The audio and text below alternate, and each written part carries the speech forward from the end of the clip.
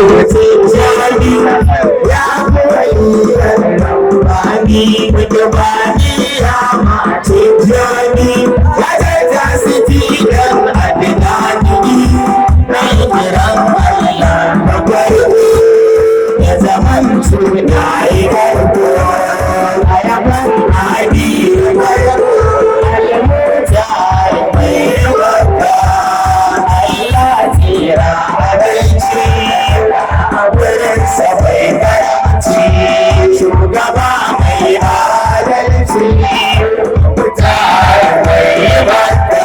sau da nake yi muna bin Allah